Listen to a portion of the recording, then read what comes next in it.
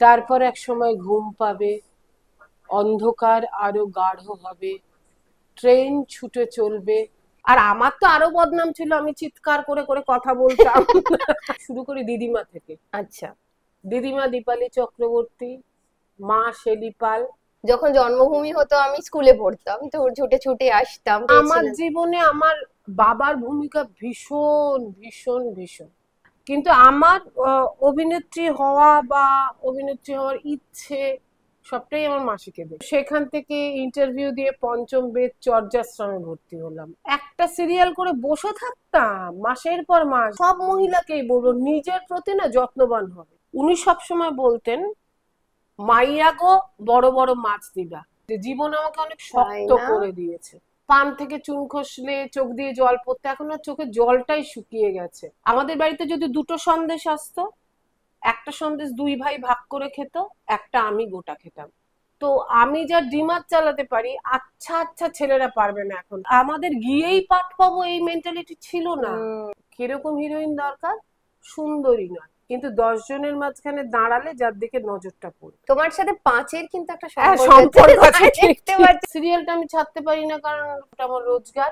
Group থিয়েটারে ওই পলিটিক্সটা আমি ঠিক নিতে পারি না। আমি খুব ভালোবাসা পেয়েছি আমার স্যারেদের থেকে। জীবনে নাটা বলতে জানতে হয় না। আমি ঢুকলেই বলতে, কি পাঠ করে এলে মাম্মি? নেগেটিভ। জীবনে প্রথম প্লেনে উঠে তুমি কানাডা নামবে, এরপর তো তুমি সুমেরু কুমেরু যাবে। মরে যাই মরে যাই। কপালে লেখা টেখা কিছু নেই, আছে যা তাকে বলে ধপ।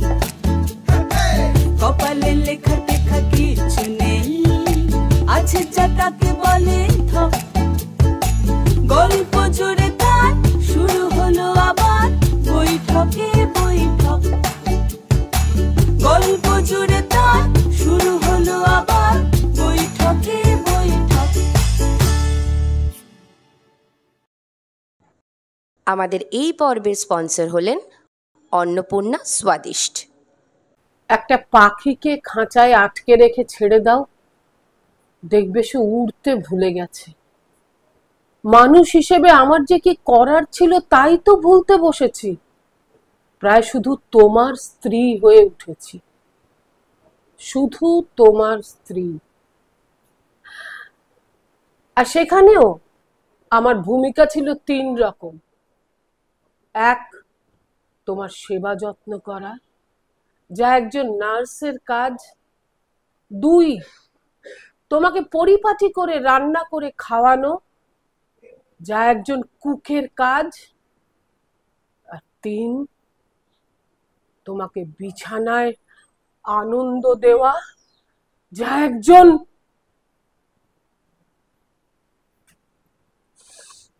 কি ভালো যে তোমার এই নাটকের সংলাপটা, মানে আজকে এই এপিসোডটা আমরা যে কারণে করছি, মানে এই পুরো পডকাস্টটা, এটা তো একটাই কারণ, আমাদের পরিচয়। এবং এবং এটা কিন্তু সমীর দাশগুপ্তর লেখা নাটক একা এবং একা।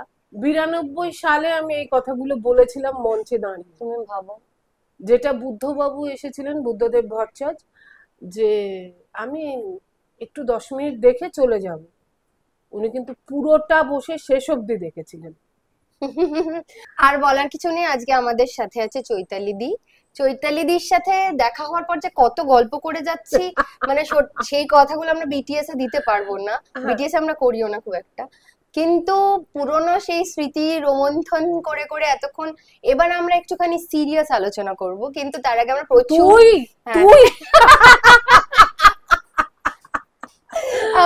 হওয়ার চেষ্টা করছি। আমি চেষ্টা কর, ভালো লাগছে তোর চেষ্টাটা দেখে। বল চৈতালি দি, তোমাকে তো আমরা ছোটবেলা থেকে, আমি ছোটবেলা থেকে দেখেছি, কারণ যখন জন্মভূমি হতো আমি স্কুলে পড়তাম, তো ছুটে ছুটে আসতাম। কিন্তু তুমি তখন কত ছোট ছিলে? না, আমি তখন খুব একটা ছোট ছিলাম না। আমি থিয়েটারটা শুরু করেছিলাম 12 দেবার পর। ও হ্যাঁ, তো আমি তখন থেকে থিয়েটার করি। কিন্তু তারপরে আমার বিয়ে হয়, বাচ্চা হয়, বাচ্চা ব্রেস্ট ফিডিং বেবি। আমি 1 বছর কোনো কাজ করিনি। তো তার আগে এই একা এবং একা সুদীপ বসু আমাদের যে ম্যানেজার ছিলেন জন্মভূমি, উনি দেখে রেখেছিলেন নাটকটা। তারপরে হ্যাঁ, জন্মভূমি সুদীপ ছিল। চৈতি ঘোষাল আমার খুব বন্ধু ছিল তখন, ও গেছিল ওখানে পাঠ করতে, তো ও আমার একটা ছবি নিয়ে যায়। তখন বলছে আরে এ তো একা এবং একার হিরোইন। বলে আমি তো তোকে ওর কথাই বলছি, বলে এক্ষুনি ফোন নাম্বার দে। তখন গেলাম আর কি, যেদিন গেলাম তারপর 2 দিন বাদে থেকে অভিনয় শুরু করলাম। এবং 5 দিনের পাঠ বলা হয়েছিল। আমি বলছি আমার বাচ্চা ছোট, 1 বছরের বাচ্চা। তো চাঁদুদা মানে ইন্দর সেন বললেন না না, এইটা একটা ফ্ল্যাশব্যাক গেছিল, এই এসছে কারেন্ট ট্র্যাকে, 4-5 দিনেরই পাঠ, কিন্তু আমাদের একজন ভালো অভিনেত্রী দরকার, আপনি করুন। তো দেখানোর পর তো 5 বছর ধরে করলাম। আর মানে তখন তো সিরিয়াল ভীষণ সময়ের মতো হতো, মানে তোমাকে যদি, হ্যাঁ ইন্দোরটার কাজ তো আমিও করেছিলাম, মানে একদম শেষের দিকে, একদম টাইম 9টা, মানে 9:30 না 9:25 একদম। উনি তো এমন ছিলেন, আমি আর গৌতম দা যদি লাস্ট সিনে থাকতাম, মানে গৌতম দে, উনি বলে দিতেন আজকে টিফিন হবে না। আর আমার বাচ্চা যেহেতু ছোট, আমাকে ভীষণ ফেসিলিটি দেওয়া হতো, কিন্তু একটাই ওনার রাগ হয়ে যেত যদি আমি না খেয়ে চলে যেতাম।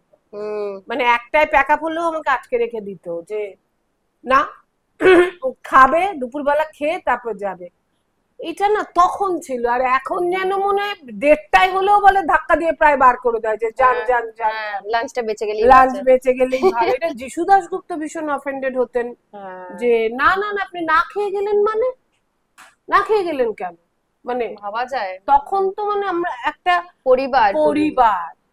আমি এটা দেখে এসেছি, এখনকার জেনারেশন যারা সদ্য এসেছে লাস্ট 10 বছরে, তারাই কি বলবো আন্তরিকতাটা কল্পনাই করতে পারেন, জানেই না আমরা কিভাবে কাজ করেছি, কষ্ট করেছি এসি ফ্লোর ছাড়া। না না না, তখন একটার জায়গায় তুই 2টো কফি খেলেও তোকে দেবে প্রোডাকশন থেকে। এখন কফি খেতে গেলে বলে একটা পাউচ দিন, কফিটা অ্যালাউড না। হ্যাঁ,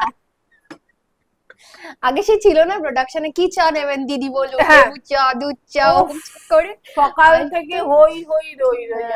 দারুণ শুটিং করছি মানে আমরা উৎসব, কি ভালো লাগতো। আমি জানি না, আমি তো নিজেও 13 বছর কাজ করি না, তাই ভাগ্যিস এখন করিস। তোদের আমরা ভীষণ ভালোবাসতাম, সারাদিন ছেলে মেয়ে ছেড়ে তো তোদের সাথেই থাকতাম, তোরাই তো সন্তানের মতো ছিলি। একদম, এটাই আমাদের পুরো বাড়ি। এসেই যে সকাল থেকে রান্না বান্না করে নিয়ে আসতাম, এই আমাদের এটা একটা পিকনিক ছিল, মানে আমরা পিকনিক করতাম লিটারালি। শুটিং তো শুটিং এর মতো হতো, কিন্তু এটা নয় যে আমাদের কাজে ফাঁকি দেওয়া বা কিছু না, এবং টাইমে বাড়ি ঢুকতে এবং সময় মতো পৌঁছানো, মানে এইগুলো যেমন ছিল সিনসিয়ারিটি, তার সাথে সাথে পরিবারের মতো একটা থাকা, খুবই ভালো।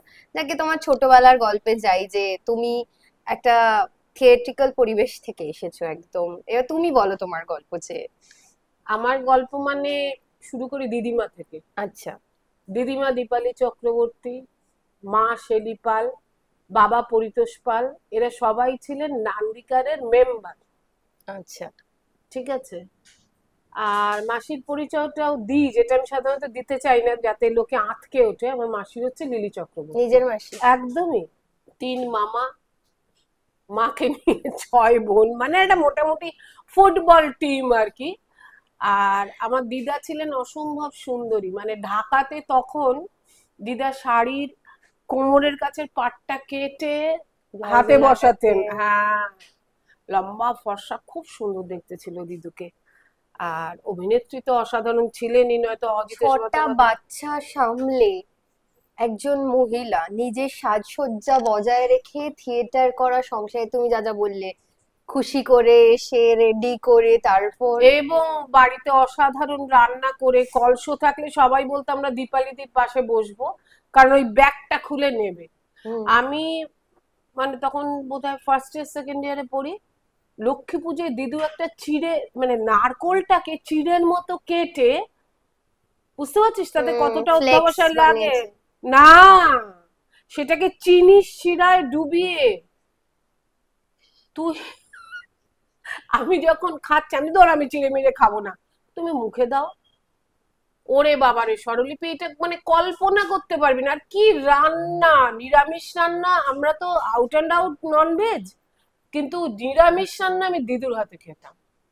তার মধ্যে তোর আমরা তো অনেক লাকি যে এখন টেলিভিশন আছে রোজগার। তখন তো গ্রুপ থিয়েটারের অভিনেত্রীদের মেন রোজগারটাই ছিল অফিস ক্লাব।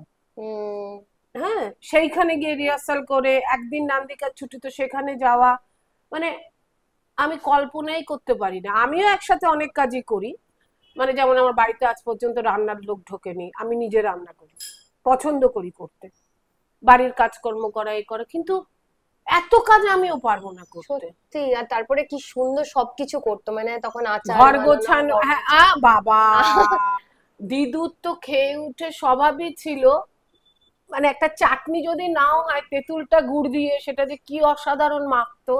একটু একটু একটু বলো খাবার। আমার তো কফি শপ আর খাবার আর বাঙালি খেতে ভালোবাসে, বাংলা খেতে না, মানে বাঙালি খাবার খেতে ভালোবাসিস আমি বলছি।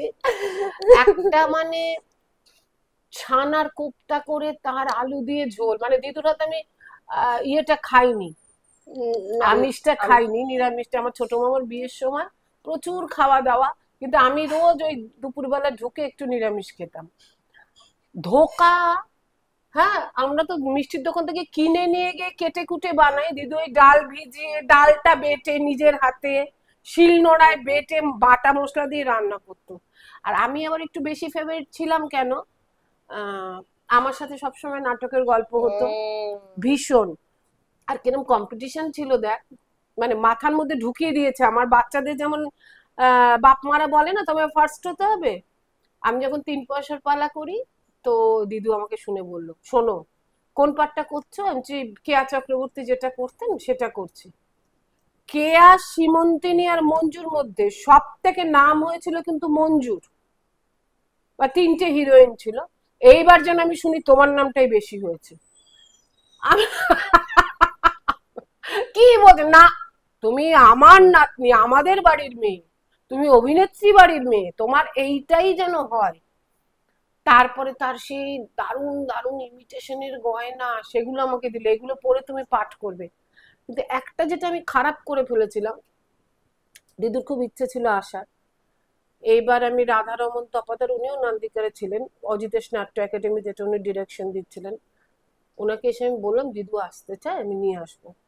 তো রাধু কাকু বললো যে না না তুমি কেন নিয়ে আসবে, আমরা ওনাকে ট্যাক্সি করে নিয়ে আসবো। তখন মানে আমি তোকে বলছি এটা 90, 3 পয়সার পালা আমার প্রথম নাটক, তো আমরা নিয়ে আসবো এই করতে করতে দিদু আর আসার অবস্থাতেও নেই, মারাও গেল। মানে এটা আমার জীবনের সারা জীবনের আফসোস।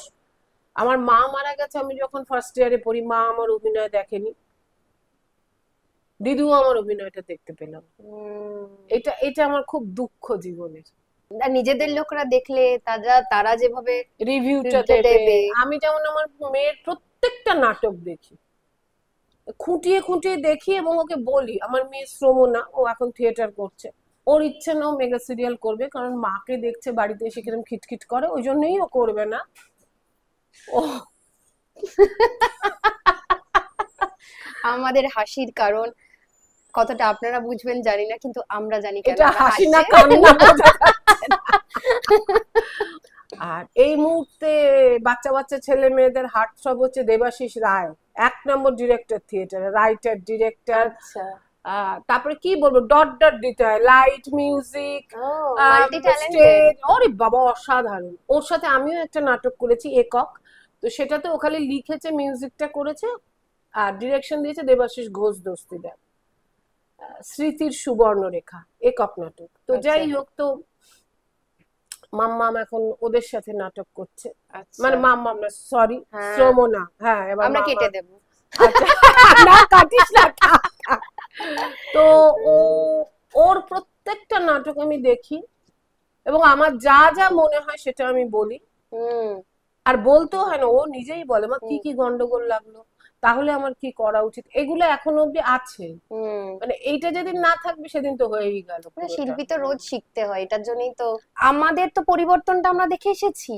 কথা কম বলো, তুমি মেয়ে, তোমার এতটা, আর আমরা হচ্ছে তার থেকে একটু বেশি এগিয়ে যাওয়ার চেষ্টা করছি বা নিজেদের মতো করছি। এরা আবার আমাদের দেখে ইন্সপায়ার্ড, তো এরা একটু অনেক বেশি অ্যাডভান্স। আমার এটা পার্সোনালি ওকে দেখে নির্ভীক, ভীষণ মুখের উপর কথা বলতে পারে, বাবা দাপুটে, কাউকে পাত্তা দেয় না, কারণ জানে যে ওদের পরের বাড়িতে গিয়ে রান্না শিখতে হবে, পরের বাড়ি যেতে হবে না। আমিও ছোটবেলায় এটা শুনেছি যে তুমি বরের বাড়ি যাবে, তোমাকে এইভাবে থাকতে হবে, আস্তে হাঁটতে হবে, এইভাবে বসতে হবে, যেটা হচ্ছে সব থেকে কঠিন। মানে খুব এই ওয়ার্ল্ড কাপ জেতার পর জেমিনাকে নিয়ে যেভাবে চলছে যে এইভাবে বসতে হবে, এরকম কি ছবি, মানে ছোটবেলা থেকে আমরা এইভাবেই শিখে শিখে এসেছি যে এইভাবে বসো, এইভাবে হাঁটো। মানে তুমিও নিশ্চয়ই শুনেছো। আমরা তো আরো হ্যাঁ। তোদের থেকেও বেশি। এই আমিও শুনেছি। পরেছি স্কার্টটা নামিয়ে নে, তলায় এত বড় বড় প্যান্ট পরতাম আমরা, হাফ মানে অলমোস্ট হাফ। এই প্যান্ট দেখা যাচ্ছে, এ কি অসভ্যতা, স্কার্টটা টেনে নাও। আর আমার তো আরো বদনাম ছিল, আমি চিৎকার করে করে কথা বলতাম। তোমার দিদা কি এখানকার নাকি? না, আমাদের ঢাকা। আচ্ছা, বাংলাদেশে। ওই জন্যই রান্নাটা অসাধারণ অসাধারণ। মানে আমাদের ওইদিকেও খুব ভালো, এদিকে আমার ঠাকুমা, আমার দুই পিসি, আচ্ছা দুর্দান্ত। আর আমি কিছুটা ভালো, আমিও খারাপ না, তুই তো জানিস। খুব একটা খারাপ না। মানে আমি চিতল মাছের মুইঠা থেকে শুরু করে মাছের মাথা দিয়ে মুগের ডাল, আমার শিম থেকে বাটা, মানে আমি তো খুব ভালো রান্না করি, শুধু চা বানাতে পারি। তারপরে যে পারে সেই পারে আর কি। আর তাদেরকে আমার হ্যাটস অফ যে তারা রান্না সত্যি ভালো করতে পারে। মা যখন মারা যায়, আমার দিদা কিন্তু বেঁচে এবং সুস্থ। আমার মা তো 45 বছর বয়সে মারা গেছে। মার যেটা হয়েছিল, মার ওই মেনোপজের আগে মেয়েদের যেটা হয় পিরিয়ডস এর প্রবলেম, সেই কারণেই ভর্তি হয়েছিল নার্সিং হোমে। কিন্তু যেদিন ছাড়া পাবে তার আগের দিন পরপর 3টে স্ট্রোক হলো। এত কম বয়সে? হ্যাঁ, না প্রেশারটা তো অনেক কম বয়স থেকেই হয়েছে, যেটা আমি পেয়েছি উত্তরাধিকার সূত্রে। কিন্তু আমি রেগুলার ওষুধটা খাই, আমি জানি আমি অসুস্থ হয়ে বেঁচে থাকবো না। মা একদম নিয়ম মানতো না, ওষুধ টষুধ ঠিক মতো খেত না, ফলে যা হবার তাই হল। আর লাস্টেরটা সেরিব্রাল অ্যাটাক। একটা দিক আমাকে ডক্টর বলছেন তুমি খুব লাকি যে তোমার মা বেঁচে নেই, ওনার একটা দিক পড়ে গিয়েছিল। বাপরে। মানে আমি এইটা সব মহিলাকেই বলবো, নিজের প্রতি না যত্নবান হবে। হ্যাঁ, বরকে যে ওষুধটা এগিয়ে দেন, জলটা এগিয়ে দেন, সেই জলটা নিজের দিকেও এগোবেন। আমি যে এই যে এত সকালে এসেছি, আমি কিন্তু মানে একদম ওষুধ টষুধ খেয়ে এসেছি। আমি এসে অসুস্থ হয়ে তোকে ব্যতিব্যস্ত করে, তোর টিমকে ব্যতিব্যস্ত করে আমার তো কোনো লাভ নেই। আর তারপরে তোমারও সমস্যা হবে, তোমার আরো সবারই হবে। একদমই তাই। এবার বলো যে ছোটবেলায় তুমি কোথায় থাকতে? বেলুড়ে। বেলুড়ে, বেলুড় মঠের কাছে একদম। আচ্ছা, আমরা সবাই রামকৃষ্ণ মিশনের দীক্ষিত। আমারও 14 বছর বয়সে দীক্ষা হয়েছে। আচ্ছা, তারপরে কি কোথায় পড়তে? বেলুড় গার্লস হাই স্কুলে। দুই দাদা ছিল ভয়ঙ্কর ডানপিটে, আর আমি ছিলাম ভীষণ শান্ত। তুমি আমরা আমাদের সব বড় হয়ে শোন, আমার দাদা, আমরা খাচ্ছি 3 ভাই বোন, তখন তো চেয়ার টেবিলে চল না, মাটিতে বসেই খাচ্ছি। দেখ বিবেকানন্দ কিরম ড্যাব ড্যাব করে তোকে দেখছে। আমি যেই দেখলাম, আমিও হাঁ করে দেখলাম, কই আমায় তো দেখছে না। তারপর দেখলাম আমার প্লেট থেকে ডিম সেদ্ধটা নেই, আর আমি ছিলাম ভীষণ ছিচকাদনে, ব্যাক করে কাঁদতে বসলাম। তোমাকে দেখে মনে হয় বলো তো তুমি নাকি নেগেটিভ ক্যারেক্টার করো? যে না রে, একটা জিনিস হচ্ছে আমি তো শক্ত হয়ে গেছি, জীবন আমাকে অনেক শক্ত করে দিয়েছে। যেরকম নরম ছিলাম, মানে পান থেকে চুন খসলে চোখ দিয়ে জল পড়তে, এখন আর চোখে জলটাই শুকিয়ে গেছে, এত বেশি বোধহয় পড়ে গেছে, এখন একদম শক্ত হয়ে গেছে। আর তুমি কি বাবা মায়ের খুব আদুরে বাচ্চা ছিল? ন্যাচারালি, দুটো দাদা, তারপরে আর আমাদের বাড়িতে মেয়েদের ভীষণ আদর ছিল। তুই ভাব, আমার ঠাকুমা, ঠাকুরদাদা ডাক্তার ছিলেন, তো ঠাকুমা তো সেভাবে পড়াশোনা জানতেন না। উনি সবসময় বলতেন, মাইয়া গো বড় বড় মাছ দিবা, কার বাড়ি যাইবো, কিভাবে খাইবো তুমি তো জানো না। হ্যাঁ, মানে আমার পিসিরাও তাই, আমিও তাই। আর আমি তো আরো আদরের, কারণ আমার বাবা মা, ঠাকুমা, ঠাকুরদাদা সবাইরই ইচ্ছে ছিল যে বাড়িতে একটা মেয়ে আসুক। আমাদের বাড়িতে যদি দুটো সন্দেশ আসতো, একটা সন্দেশ 2 ভাই ভাগ করে খেত, একটা আমি গোটা খেতাম। এইভাবে হ্যাঁ, রাজকন্যার মতো বড় হয়েছি। এবার একটু মায়ের গল্প শুনি, যে মাকে তুমি মায়ের দেখেছো থিয়েটার? দেখেছি, কিন্তু আমার সেভাবে মনে নেই। আচ্ছা, মায়ের সেদিনকে একটা ছবি দেখছিলাম, সত্যজিৎ রায়ের অশনি সংকেতে মা অভিনয় করেছিলেন, আচ্ছা। সেটা দেখছিলাম। আমার বেশিরভাগ আমি ইনফ্লুয়েন্সড বাই আমার মাসির অভিনয়, মাসির ওই অরা, বিনোদ খান্নার হিরোইন তখন, মানে একটা অন্য ব্যাপার ছিল। আমার খালি মনে হতো আমিও মাসির মতো হব, শুধু স্টেজে আটকে থাকবো না। আর মাসিকে আমি সবসময় বলি, মাসির থেকে যত ব্যাড হ্যাবিট গুলো পেয়েছি, শাড়ি গয়নার নেশা এইসব সব মাসি। তবে মাসি আমাকে একটা জিনিস শিখিয়েছে, টাকা পয়সা কিভাবে রাখতে হয়, যেটা আমার মায়ের মধ্যে একদমই ছিল না, দিদিমার মধ্যেও ছিল না। মাসি আমাকে বলেছে যাই রোজগার করিস অল্প অল্প করে রাখবি, এসব করে বলতে নেই। আমার মানে লকডাউনে তো কোথাও হাত পাততে হলো না, সব তো নিজের রোজগারেই চললাম আমরা সবাই, তাই স্টাফেদের মাইনে কিচ্ছু কাটেনি। আমার ড্রাইভার বল, কাজের লোক বল, সবটা। মানে এটা আমি মাসির থেকে শিখেছি, এটা মাসির থেকে একটা ভালো জিনিস শিখেছি। কিন্তু বাজে জিনিস হচ্ছে শাড়ি গয়না সবটাই। আর কিছু শখ তো থাকবে রে বাবা মানুষের, এত আর না রে, রোজগার আমার করছে। বড্ড বেশি শখ। ঠিক আছে, নিজের টাকায় করছো তো, হ্যাঁ সেটা তো নিশ্চয়ই, যখন খরচা করে মনে করবে আমার টাকা। হ্যাঁ সেটা ঠিক, সেটা ঠিক। কিন্তু আমার অভিনেত্রী হওয়া বা অভিনেত্রী হওয়ার ইচ্ছে সবটাই আমার মাসিকে দেখে। আচ্ছা, তো তুমি কলেজ কোথায় করলে, মানে কি নিয়ে পড়েছো কলেজে?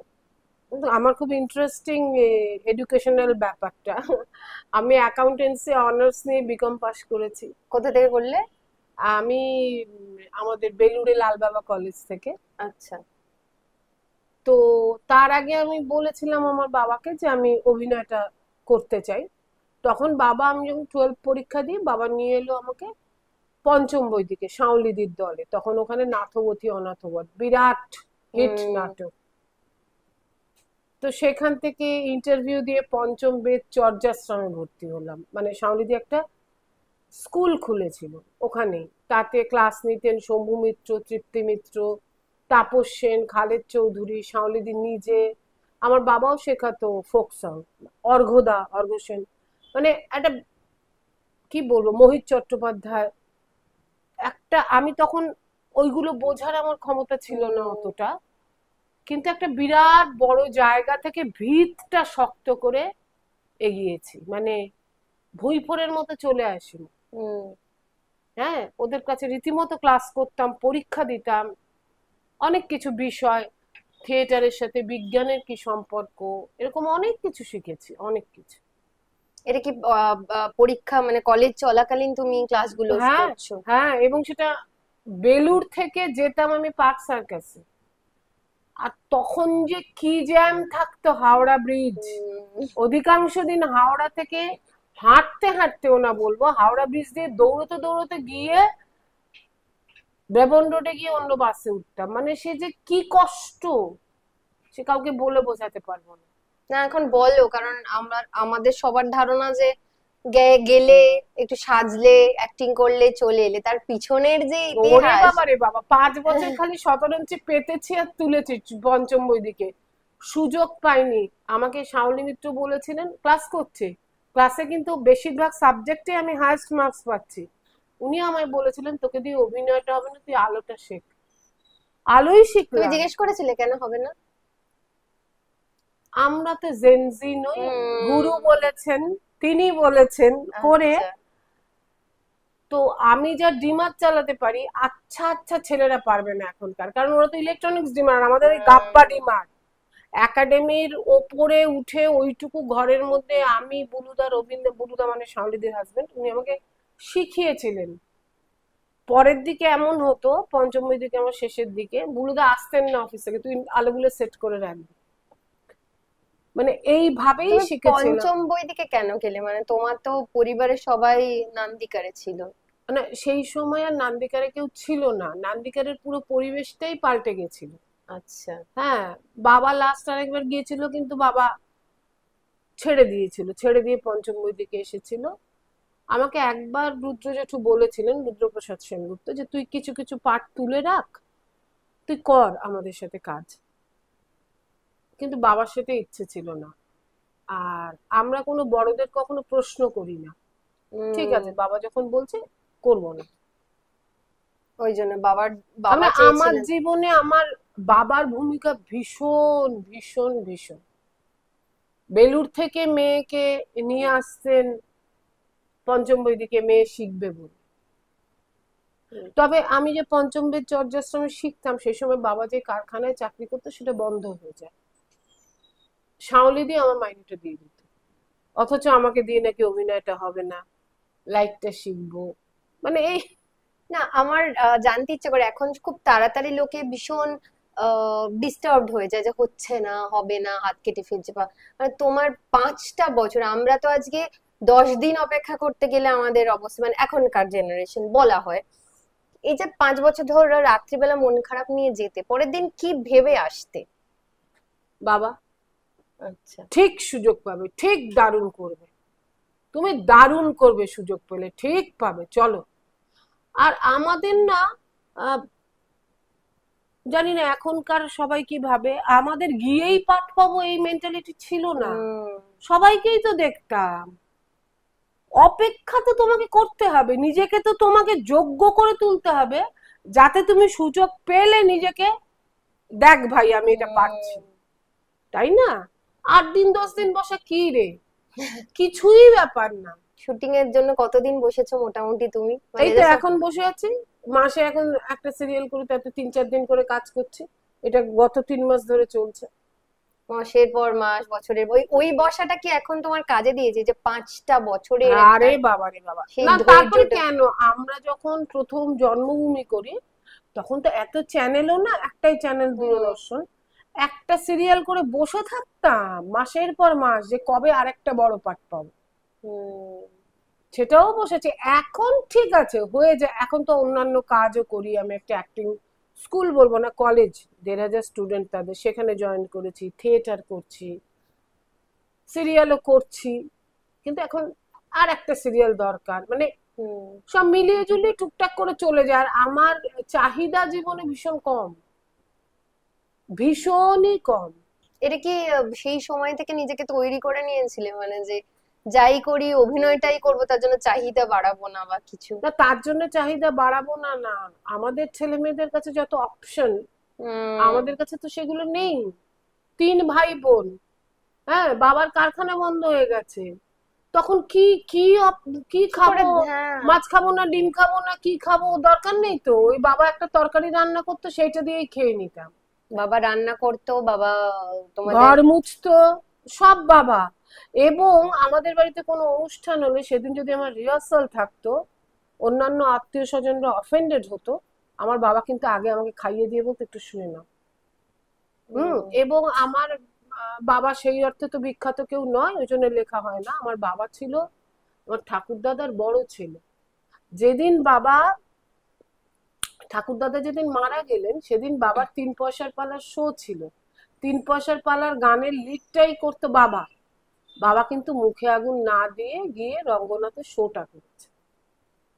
সেইটা নিয়ে তো আমাদের আত্মীয় স্বজন ন্যাচারালি যা হয় সে চিৎকার করেছে, কিন্তু উপায় তো নেই, প্রফেশনাল তো হতেই হবে, কারোর জন্য তো কিছু আটকে থাকে না না না না, শো মাস্ট গো অন। সেটা আমাকেও আমার বাবা শিখিয়েছে যে যদি তুমি দেখো শুটিং করছো আমি মারা গেছি, তুমি কিন্তু শুটিংটা করবে। বাবার যেদিন সেরিব্রাল অ্যাটাক হয় সেদিন আমার 3টে কল টাইম ছিল।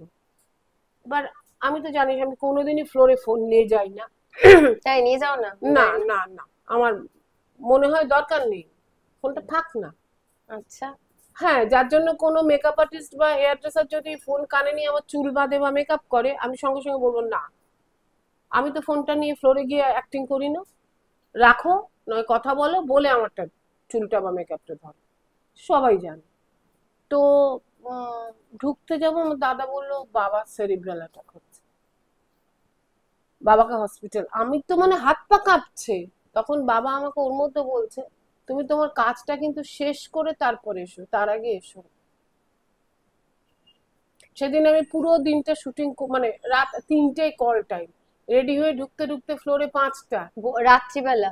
বিকেল 3টে। হ্যাঁ, তো তারপরের দিন ভোরবেলা উঠে দৌড়েছে আমি আর আমার মেয়ে নার্সিং হোমে। এবং আমি আমার মেয়েকেও এটাই বলে যাব, আমি যদি মারাও যাই, তোর যদি শো থাকে তুই আগে শোটা করে এসে আমার মুখে আগুনটা this. Show must go on, এবং নিজের দায়িত্ব সবসময় পালন করা উচিত। একদম একদম একদম। মানে আমার খুব ভালো লাগছে যে নিশ্চয়ই তোমার মাকেও তোমার পরিবারের সবাই খুব রেসপেক্ট করতে। ভীষণ। আমার মায়ের যে এই অফিস ক্লাবের নাটক, সেটা আমার ঠাকুর দাদা দেখতে যেতেন। মানে বুঝতে পারলি তো, আমার মাকে মায়ের এটা কাজ কত সাল? 55-56 সাল হবে। 1955-56 সালেও কিন্তু এখানে পুরুষ এবং নারী কাঁধে কাঁধ রেখে কিন্তু কাজ করে যাচ্ছে না, আমরা এখনো সেইটা নিয়েই লড়ে যাচ্ছি। না, আমার মার যখন বিয়ে হয়, মার তখন 18 বছর মতো বয়স, প্রেম করে বিয়ে করে ছেলে নিয়ে এসছে।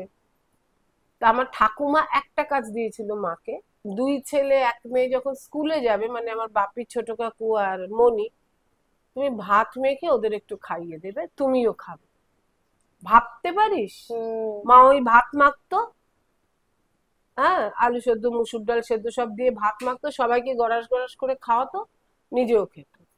মানে আমি না এগুলো দেখে অভ্যস্ত রে। এইগুলো হয়তো আমি দেখিনি, গল্প শুনেছি, কিন্তু আমাদের বাড়িতে মানে মহিলাদের একটা আলাদা সম্মান বরাবরই ছিল। যেমন শুনি আমার ঠাকুর দাদা চালের বস্তা আনতো, ঠাকুমা এরম দেখে বলতো না, সঙ্গে সঙ্গে ফেরত চলে যেত।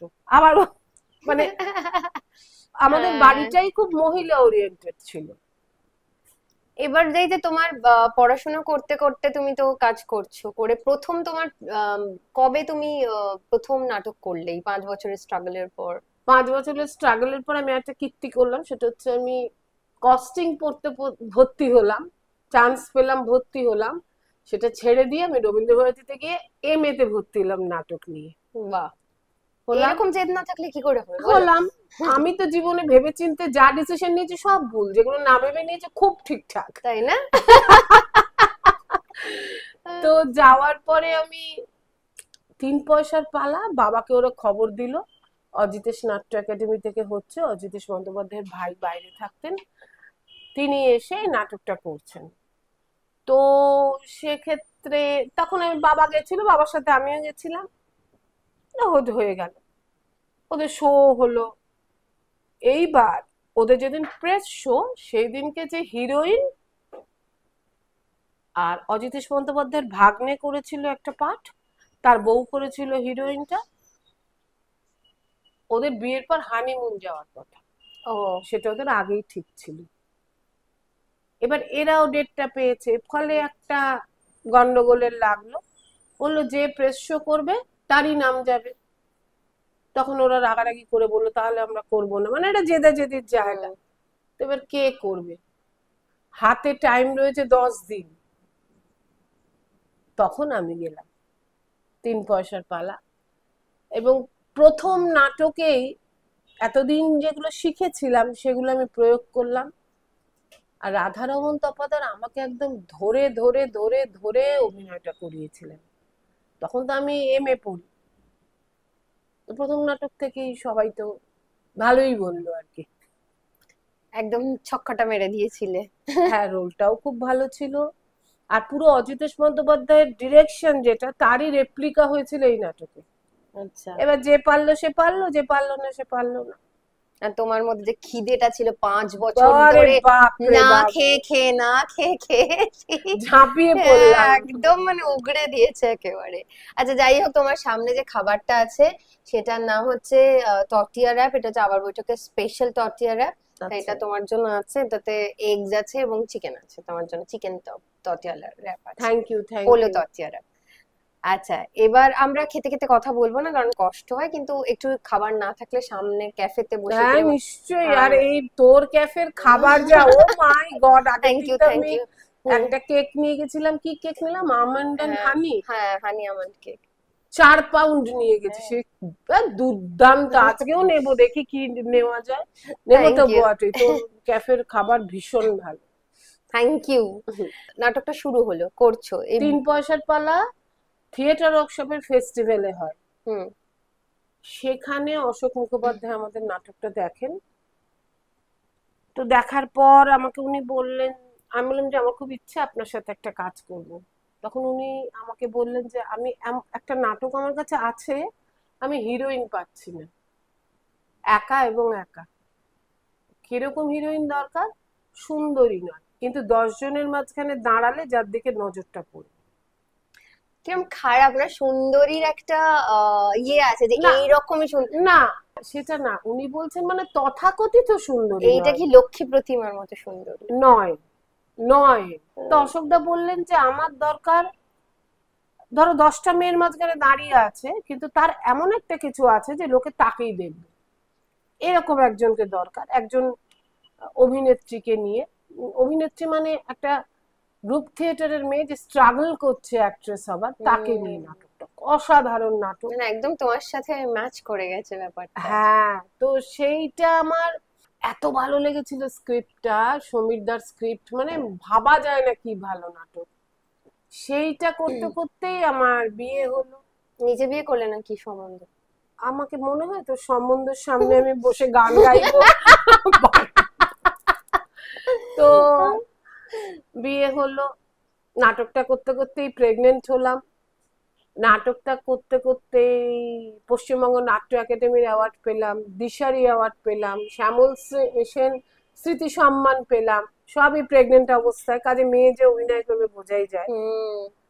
তারপর বাড়িতে বসলাম। ইচ্ছে করে বসলে নাকি বসতে বলা হলো? না না না, আমাকে বসতে বলা মানে হয়নি। তোমাকে বলাটা ডিফিকাল্ট। হ্যাঁ, না না, বাচ্চা হওয়ার পর কি করব।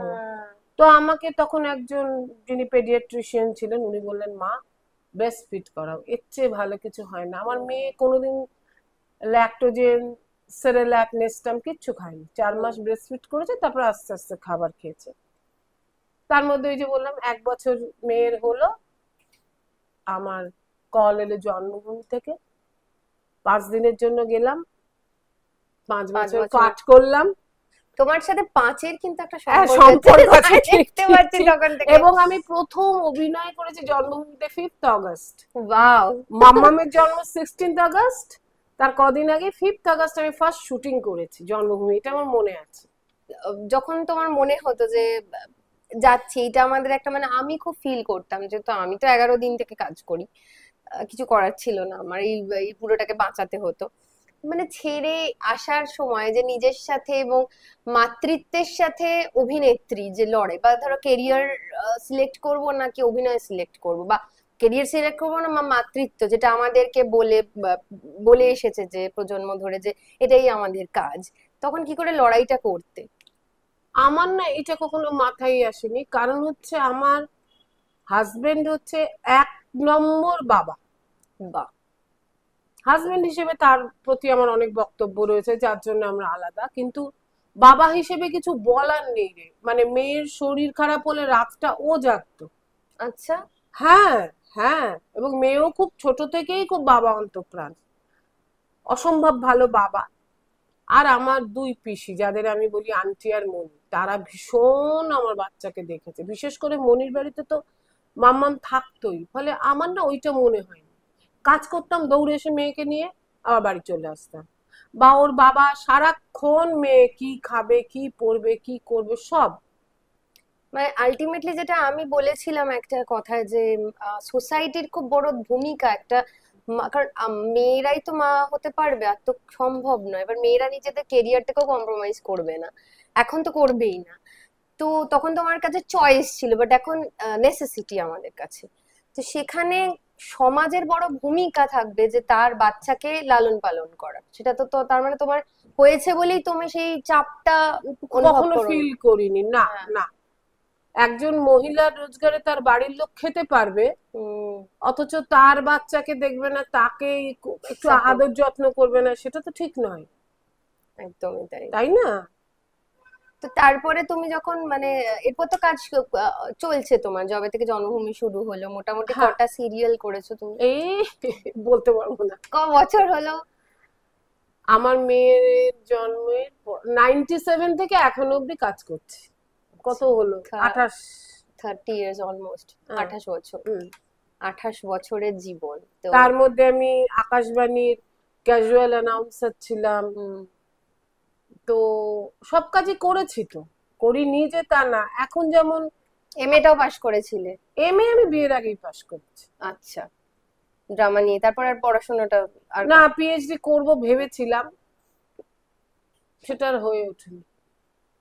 না, আর কত করবে তখন। আর তখন তো নিশ্চয়ই তুমি পরপর কাজ পেতে শুরু করেছিলে করেছি নাকি? এবং থিয়েটারও করেছি, থিয়েটারও পাশাপাশি করেছি, কিন্তু একটা সময় দেখলাম যে আমি দুটো একসাথে সামলাতে পারছি না। লাস্ট আমি তখন মনোজদার সাথে অনেকগুলো নাটক করেছি, নানা কারণে ছেড়ে দিই। আর সিরিয়ালটা আমি ছাড়তে পারিনি কারণ ওটা আমার রোজগার। আর ততদিনে অনেকগুলো আরামে অভ্যস্ত হয়ে গেছি, এসি গাড়ি হ্যানা ত্যানা, ফলে সেগুলো ছাড়তে পারিনি। আর সিরিয়ালটা তোমার রেগুলার চলবে, একটা বন্ধ হবে কিন্তু আরেকটা হবে, তো এটার আর কন্টিনিউশন। আর না, গ্রুপ থিয়েটারে ওই পলিটিক্সটা আমি ঠিক নিতে পারি না। আচ্ছা, কিরকম পলিটিক্স হয়? মানে আমরা তো সিরিয়াল নিয়ে জানি, আমার যেমন গ্রুপ থিয়েটারের কোনো আইডিয়া গ্রুপ থিয়েটারে আছে, ধর আমার বাবার দল, আচ্ছা ও আচ্ছা আমি একটা দল পাকালাম তোর এগেনস্টে, আচ্ছা। মানে নানা কিছু তখন ছিল। আমি তখন বলছি এখনকার মেয়েরা অনেক অনেক ভালো। একটু যদি বলো যে ডিসিপ্লিনে চলার, এখন তো সেইটা খুব ল্যাকিং, মানে সময়ে আসা। ডিসিপ্লিনে তো তোমায় চলতেই হবে, এটা আমাদের কি হয়েছে, থিয়েটার করে করে অভ্যস্ত তো, ফলে কিরকম ডিসিপ্লিনে থাকতে তোমরা মোটামুটি? ও বাবা 6:30 রিহার্সাল, মানে তোকে মোটামুটি 6টায় ঢুকে পড়তে হবে, তারপর দরজাটা বন্ধ হবে 6:15 নাগাদ। তারপরে এই যে কল শো যাওয়া, এখন যেমনটা হই হই রই রই তা নয়, খুব ভদ্র সভ্যভাবে যেতে হবে। শাওলিদির দলে যেমন ছিল নাইটি পরে খেতে যাওয়া বা ছেলেরা লুঙ্গি পরে খেতে যাওয়া, না, ঠিকঠাক পোশাক আশাক পরে যেতে হবে। মানে একটা মানুষকে তৈরি করতে গেলে যা দরকার হয় তখন আমরা সেটা থিয়েটার থেকেই শিখেছি। না, ওইটা তোমার এখনো মানে কাজে লেগেছে। ডেফিনেটলি। তুমি অশোক দা, মনোজ দা, বিভাস দা, এত গুণীজনের সাথে কাজ করেছো, একটু যদি এক্সপিরিয়েন্স বলো সেই সময় থিয়েটারের, বা করতে যাচ্ছে এই সময়। একটা হচ্ছে বিভাস দা, মনোজ দা, মেঘনাথ দা, এদের সাথে আমি কানাডায় যাই বঙ্গ সম্মেলনে মুন্নি ও সাত চৌকিদার করতে। ওই জীবনে প্রথম প্লেনে উঠলাম। আচ্ছা, তা আবার নাটক করতে গিয়ে ইন্টারন্যাশনাল ফ্লাইট? International flight. এবার আমি তো তখন 2008 সাল, সবে একটা সেকেন্ড হ্যান্ড গাড়ি কিনেছি। এবার আমি বেল্টটা যে বাঁধতে হয় সেটাও ঠিক মতো বাঁধতে পারছি না। এবার স্যারের দিকে তাকিয়ে তাকিয়ে দেখছি, স্যার বলছেন কি হয়েছে? না, আমি তো কোনোদিনও প্লেনে উঠিনি, প্রথম উঠলাম। আচ্ছা, জীবনে প্রথম প্লেনে উঠে তুমি কানাডা নামবে, এরপর তো তুমি সুমেরু কুমেরু যাবে। তো ওনার সাথে নাটক করতাম আমি পরবাস, একাডেমিতে শো হচ্ছে, দুপুরের শো, আর পিন ড্রপ সাইলেন্ট, লাস্ট জায়গাটা হচ্ছে, খুব আবেগ নিয়ে দুজনে করছি। ফট করে আমার মনে হলো এই মা, স্যার পাটটা ভুলে দাঁড়িয়ে আছেন কেন? তারপরেই মনে হলো উনি বলেননি, আমি ভুলেছি বলে, তো সঙ্গে সঙ্গে বলা শুরু করলাম। সব হয়ে টয়ে যাওয়ার পরে উনি আমাকে ডাকার আগে, আমরা সাধারণত বেরিয়ে বাঁ দিক দিয়ে বেরোই, তো আমি ডান দিক দিয়ে দৌড়তে দৌড়তে ক্যান্টিনের পাশ দিয়ে বেরিয়ে গিয়ে ট্যাক্সি ধরে বাড়ি চলে এসেছি, যাতে আর খেতে না হয় ওনার কাছে বকুনি। উফ, স্যার খুব মজার ছিলেন। কিন্তু বকলে কিরকম করে বকতেন? সব থেকে বকুনি কোথায় খেয়েছো? আমি খুব একটা বকুনি খাইনি, তাই? না, মানে স্যার একটু মুখটা থমথমে হয়ে যেত, রাগ হয়ে যেত, কিন্তু আমাকে খুব একটা কিছু বলতেন না, কারণ তখন আমি শুটিং থেকে আসতাম তো প্রচন্ড ব্যস্ত, তখন তো আমাদের গাড়ি টাড়ি ছিল না, ওই কাঁধে ব্যাগ নিয়ে দৌড়তে দৌড়তে ঢুকছি। তার আগের মুহূর্তেই উনি বলতেন না না না না, ওকে ঠিক করে নিতে হবে, ও থিয়েটার করবে না সিরিয়াল করবে। কিন্তু আমি ঢোকার পর আর উনি কোনো কথা বলতেন না, এই চলো চলো।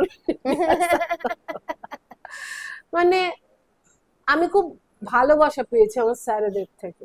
তোমার কি মনে হয় যে তোমাকে 5 বছরের যে একটা না করিয়ে তোমাকে রাখা হয়েছিল, কোথাও কি এটা ঠিক হয়েছে? মানে একদমই ঠিক হয়নি, একদমই ঠিক হয়নি। আমি যে অভিনয় করতে পারি সেটা তো এখন আমি প্রমাণ করে দিয়েছি। এবং উনি আমাকে, যখন আমি সুযোগ পাই, আমাকে বলেছিলেন একদিন ফিরে এসে আফসোস করবি। উনি বেঁচে থাকতেও কোনোদিন আফসোস করিনি, উনি মারা যাবার পরেও কোনোদিন আমি আফসোস করিনি। বাট এগুলো ভীষণ জেদ তৈরি করে, বলো জেদ যে তৈরি করে, এবং আমরা না অনেক কিছু মেনেও নিতাম।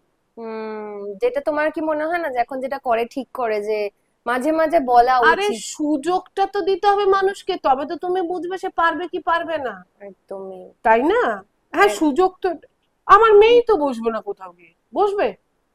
হ্যাঁ, 5টা বছর জীবনের অনেকটা বছর। এখন আমাদের কাছে সত্যি মানে তখন তোমাদের যে ধৈর্যটা ছিল, আর মানে এখনকার দিনে আমাদের সেই সাহসটাই ছিল না কিছু বলার, বুঝতে পারলি? এটা এটা এটা খুবই অন্যায় হয়েছে।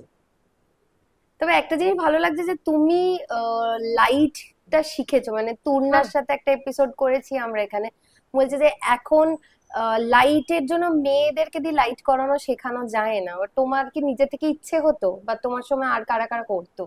আমার সময় আমি কাউকে করতে দেখিনি, কারণ কালীপ্রসাদ ঘোষ বুলুদা আমাকে বললেন যে তুই কর, তারপর যখন করতে শুরু করলাম, এবং আমার মায়ের যেদিন ঘাট কাজ ছিল সেদিন আরেকজন যে রবীন্দ্র, উনি আসবেন না, ফলে আমি গিয়ে রবীন্দ্রার ডিমার গুলো চালালাম, আমার ডিমার গুলো চালালাম। তো একটা কথা তোকে আমি বলি, অভিনয়গুলো আমরা করব আর লাইট গুলো সেট গুলো দলের ছেলে মেয়েরা করবে, এটা রেগুলার বেসিসে তো চলতে পারে না। সবাইকে সব রকম সুযোগ দিতে হবে। তুমি এই নাটকে তুমি অভিনয় করো, পরের নাটকে ও করুক, তুমি লাইটটা করো। মানে ইন্টারেস্টটা গ্রো করলে সে সবকিছুই করে ফেলতে পারবে।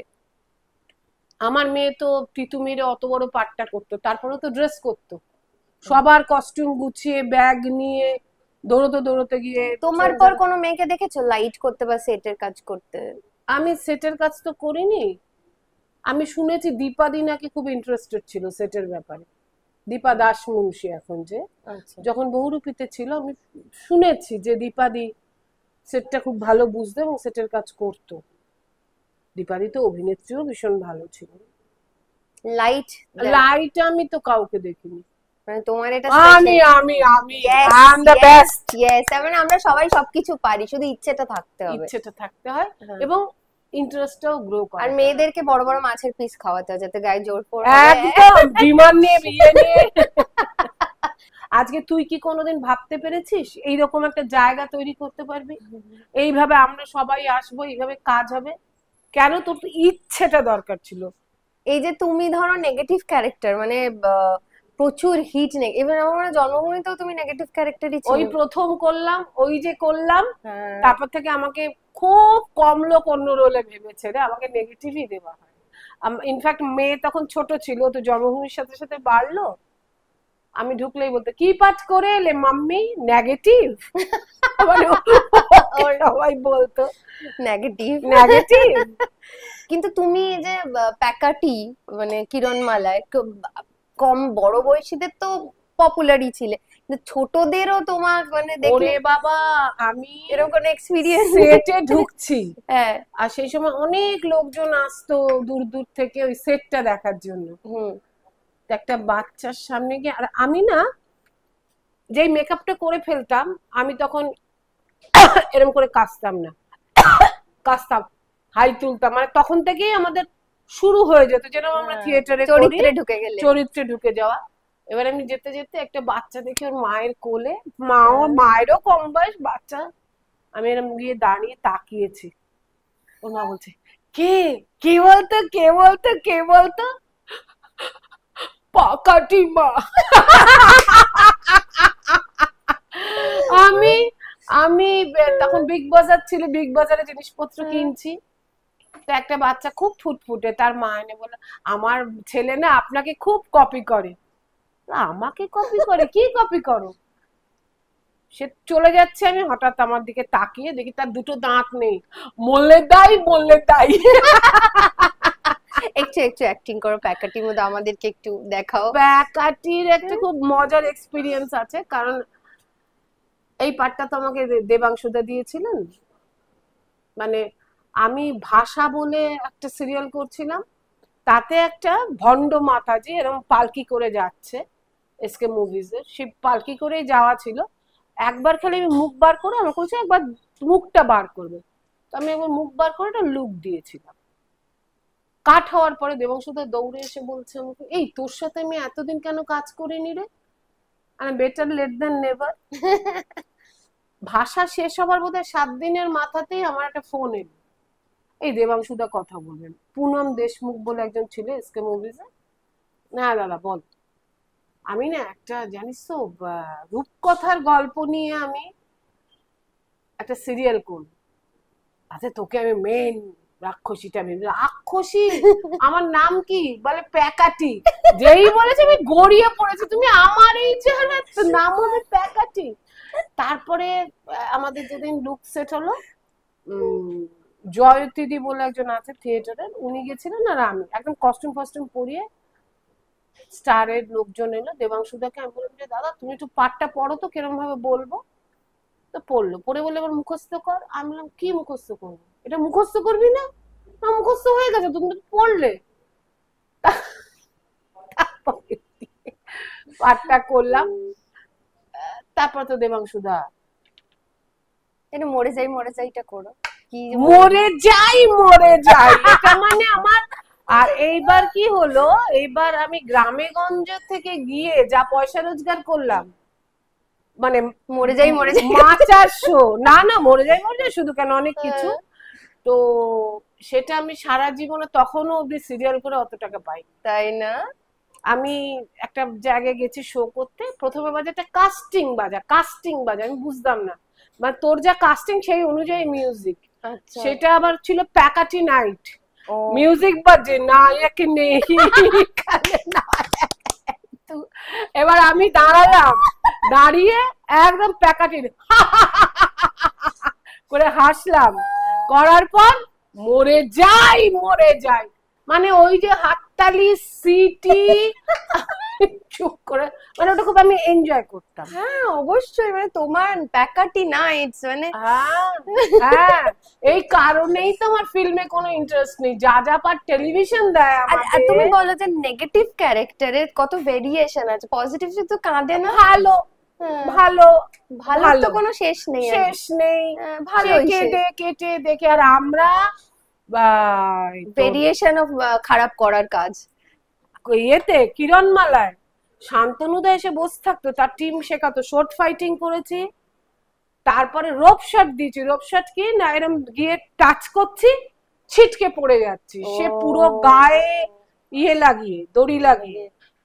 হ্যাঁ তো সেসব তো করেছি, সেসব আমাকে কে দেবে রে? হ্যাঁ সিনেমা সাউথ ইন্ডিয়ান ভিলেনরা যা করে আমরা তাই করেছি। আমি আর চাঁদনি শর্ট ফাইটিং শিখেছি, ঘিপ ঘাপ। এবার করতে গিয়ে দেখি আমি চাঁদনি আর রুকমা, হঠাৎ দেখি রুকমা নেই, সে অজ্ঞান হয়ে পড়ে গেছে। কেন?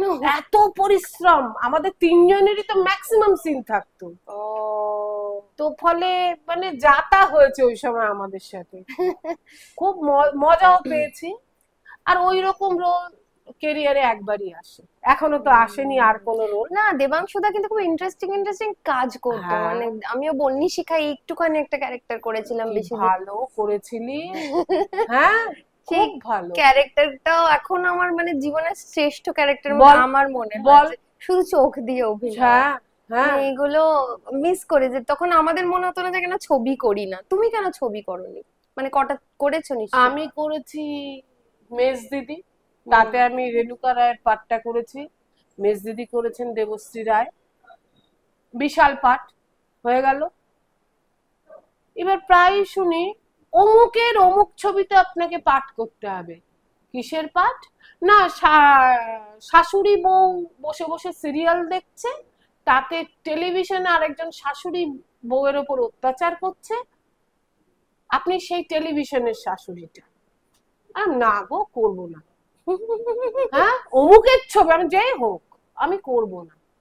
আমি না, আমার মনে হয় একটা না জীবনে নাটা বলতে জানতে হয়, না করবো না। তাতে অনেক কাজ গেছে, কিন্তু যেটুকু কাজ আমি করেছি ঠিকঠাক কাজই করেছি। ভাবি যাবে পাঠ আমি করবো না, না বলাটা কিন্তু খুব জরুরি, কারণ এই নাটা আমারও তাই মনে হয় যে এই নায়ের জন্য হয়তো তোমার কোনো ভালো হ্যাঁ তৈরি হয়েছে, নাটা করতে গিয়ে তোমার ভালো হ্যাঁটা চলে যাচ্ছে। এখন যেমন মানে দুটো কাজ ছাড়লাম কেন জানিস?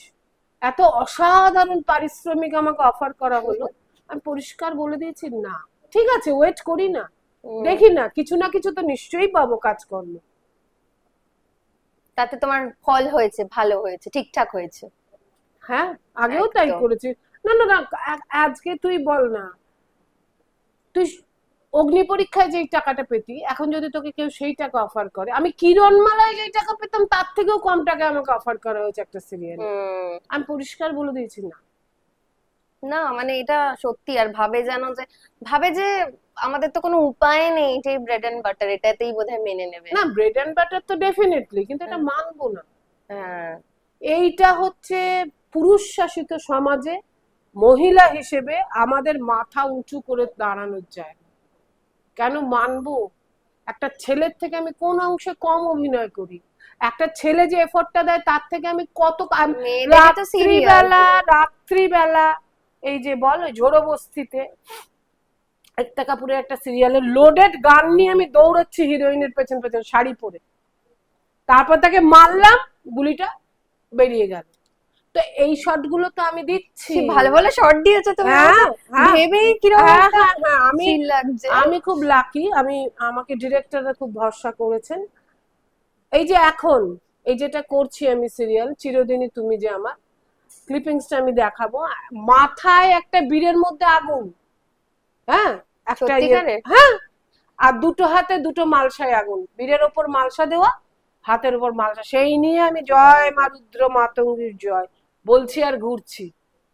তাতে আমার বন্ধুরা বললো তুই কি পাগল, পান থেকে চুন কষে মাথাটা যদি পড়তো, উইগে আগুন লাগতো তো পুরো পুড়ে মরে যেতি। কিন্তু আমি বলবো আমার ডিরেক্টর, যাকে আমি ভীষণ ভরসা করি, অমিত সেনগুপ্ত, সাথে আমি অনেক কাজ করেছি, আমি জানি ও যখন করাচ্ছে ঠিক আছে। আর স্বরলিপি ভয় পেয়ে আমি কি করব? জীবন তো একটা, রিস্ক নেব না? আর ক বছর অভিনয় করব? ওই ঘুরছি, কাট বলছে, অমিত বলছে যাও যাও, মানে আর্ট সেটিং এর ছেলেরা লাভ দিয়ে এসে আমার হাত থেকে আগুন সরাচ্ছে।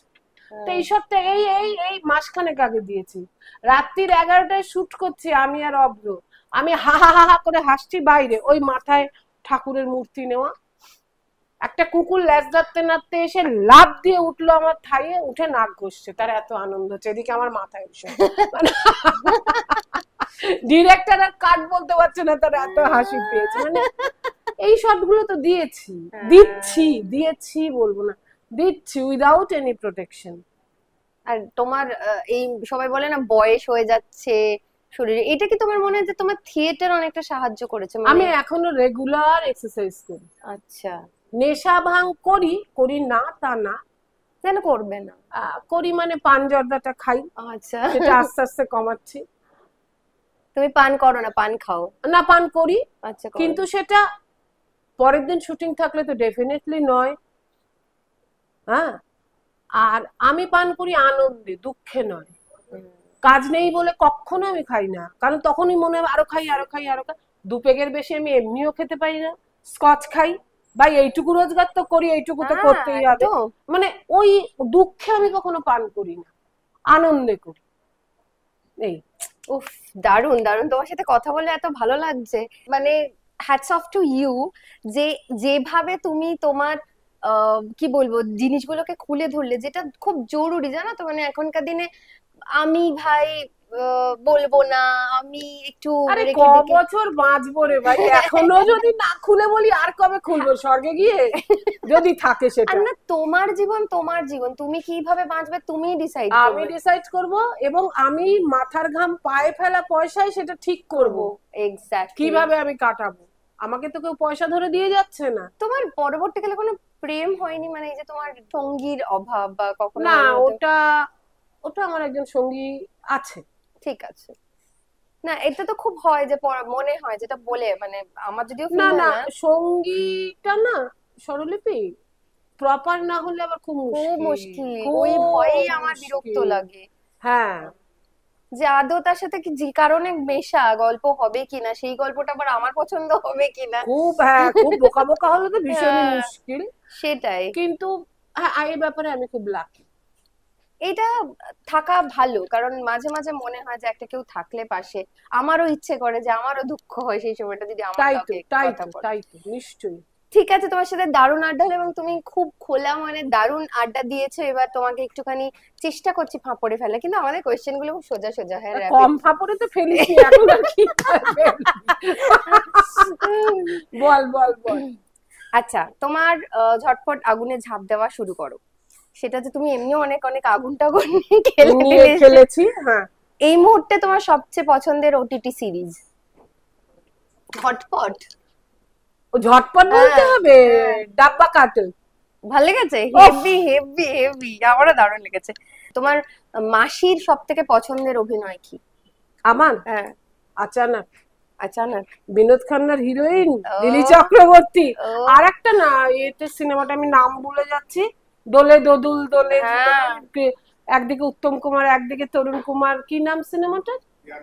দেয়া নেয়া। হ্যাঁ, আহ! আমার মাসি দারুণ কি সুন্দর actress। দেখতে, এখনো কি সুন্দর, মানে এখনো প্রচুর লম্বা না? হ্যাঁ, আমাদের বাড়ির সব মেয়েরাই মোটামুটি, লম্বা। মা বরং নর্মাল হাইট, কিন্তু আমার দিদিমা তোমার হাইট কত? 5'6". দারুণ। আচ্ছা, বেড়াতে যাও? খুব, তাই? প্রত্যেক পুজোতে আমি আর আমার মেয়ে। কোথায়, মানে সব থেকে পছন্দের জায়গা কি? মানে কেদার। কেদারে আমরা গেছি গুপ্তকাশী থেকে হেলিকপ্টারে করে, সে যে কি এক্সপেরিয়েন্স স্বরলিপি, তাই? তোকে আমি বলে বোঝাতে পারবো না। আমরা মা মেয়ে পাইলটের সামনে বসেছি, আর জীবনে প্রথম হেলিকপ্টারে উঠলাম। আর এই যে যাচ্ছি, এই যে ঘুরছে, তাতে না মনে হচ্ছে পাহাড়গুলো কেউ রাংতা দিয়ে মুড়ে মুড়ে মুড়ে মুড়ে রেখেছে, তার মধ্যে সূর্যের আলো পড়ছে। উফ, দিদিমার কাছ থেকে পাওয়া সবচেয়ে বড় প্রাপ্তি, মানে ধরো কোনো কথা যেটা তোমার সারা জীবন মনে আছে? তোমাকে কিন্তু 1 নম্বর হতে হবে। আচ্ছা, খেতে তো ভালোই বাসো।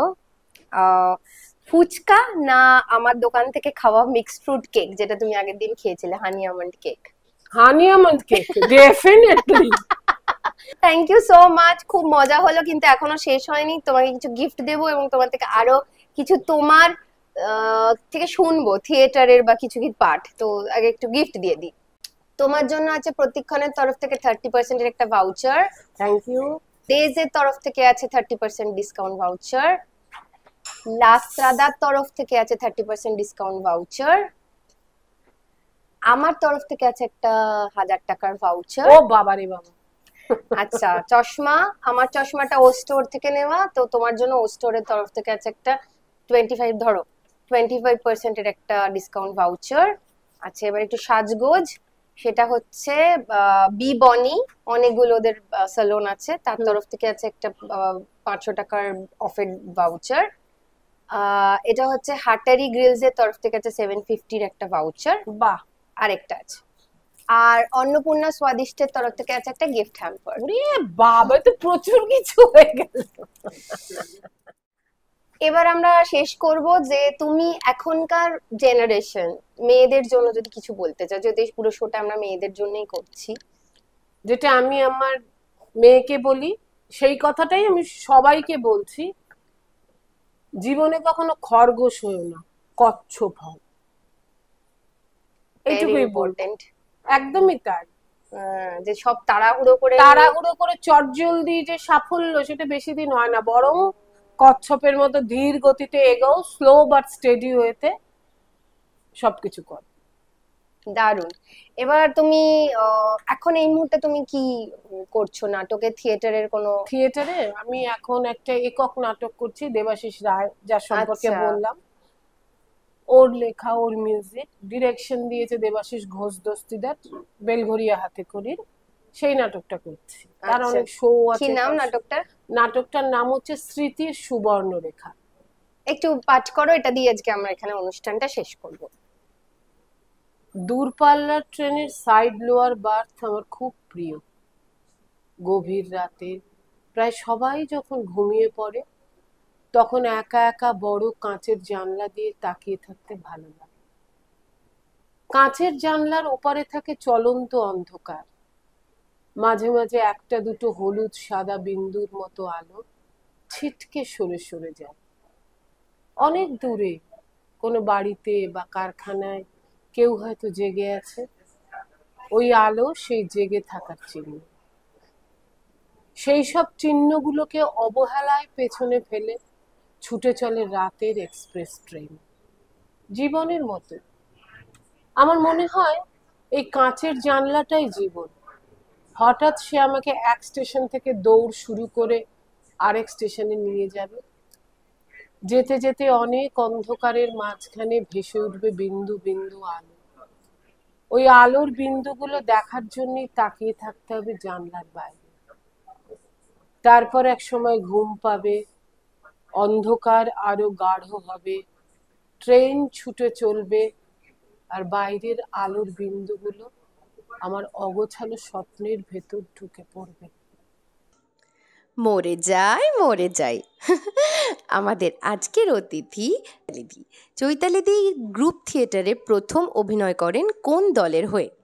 আজকের প্রশ্ন হলো, আমাদের আজকের অতিথি চৈতালি দি গ্রুপ থিয়েটারের প্রথম অভিনয় করেন কোন দলের হয়ে? ঝটপট উত্তরটি পাঠিয়ে দিন নিচে দেওয়া মেল আইডিতে। আর আমাদের প্যাকাটি মানে চৈতালি দির এই সুন্দর আড্ডাটা যদি আপনাদের ভালো লেগে থাকে তাহলে অবশ্যই শেয়ার করুন, সাবস্ক্রাইব করুন, আর হ্যাঁ, নিচে দেওয়া হাইপ বাটনটি অবশ্যই প্রেস করবেন। ধন্যবাদ।